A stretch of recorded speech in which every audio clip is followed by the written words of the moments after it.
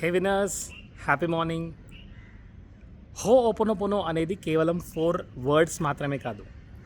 హో ఓపెనోపోనో అనేది ఇది మీ సోల్ని పూర్తిగా రీఎనర్జైజ్ చేస్తుంది, మీ సోల్ని క్లీన్ చేస్తుంది. సో ఎలా చేయాలి మరి హోపోనోపోనో? హోపోనోపోనో అంటే కేవలం I'm sorry, please forgive me, thank you, I love you మాత్రమేనా, లేదా ఇంకా ఏదైనా ఉందా? Let's understand deeper.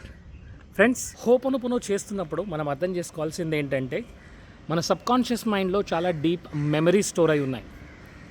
కోపం, బాధ, భయం, యాంగర్, హర్ట్, ఇలా ఎన్నెన్నో మన సబ్కాన్షియస్ మైండ్లో స్టోర్ అయి ఉన్నాయి.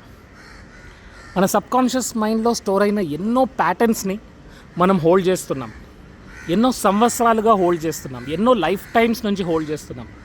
మరి అలాంటి మెమరీస్ని మనం ఏం చేసుకోవాలి? క్లీన్ చేసేయాలి.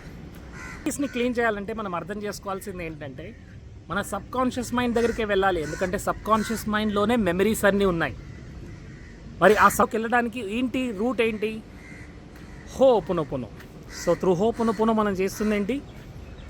ఐఎమ్ సారీ, ఇది ఎలా వచ్చిందో కూడా నాకు తెలియదు, దీనికి నేను పూర్తి రెస్పాన్సిబిలిటీ తీసుకుంటున్నాను, ఇలా ఉండడానికి, ఇది జరగడానికి నేను పూర్తి రెస్పాన్సిబిలిటీ తీసుకుంటున్నాను.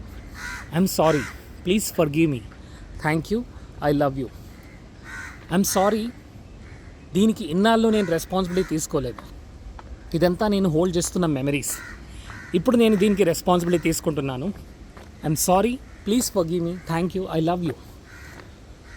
ఎప్పుడైతే మనం దీన్ని పదే పదే రిపీట్ చేస్తుంటామో అది కాన్షియస్ మైండ్ నుంచి సబ్ కాన్షియస్ మైండ్లోకి వెళ్తుంది, సబ్ కాన్షియస్ మైండ్ నుంచి సూపర్ కాన్షియస్నెస్లోకి, సూపర్ కాన్షియస్నెస్ నుంచి అది డివైనిటీలోకి వెళ్తుంది. ఇక్కడ హోపోనోపోనో ద్వారా క్లీన్ చేస్తున్నది ఎవరు? మరి క్లీన్ చేస్తున్నది మీరు, నేను కాదండి. క్లీన్ జరుగుతుందంతా కూడా డివినిటీ నుంచి జరుగుతుంది.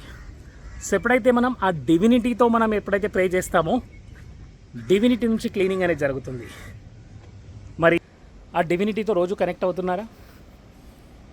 ఆ డివినిటీతో కనెక్ట్ అయినప్పుడు మీరు ఎలా ఉన్నారు? మీ థాట్స్ ఏంటి? మీ ఫీలింగ్స్ ఏంటి? మీ ఎమోషన్స్ ఏంటి? ఫ్రెండ్స్, లా ఆఫ్ అట్రాక్షన్ కంటే కూడా పవర్ఫుల్ లా ఏంటంటే law of vibrations. Law of vibrations కంటే కూడా ఇంకా పవర్ఫుల్ లా ఆఫ్ ఫర్గివ్నెస్.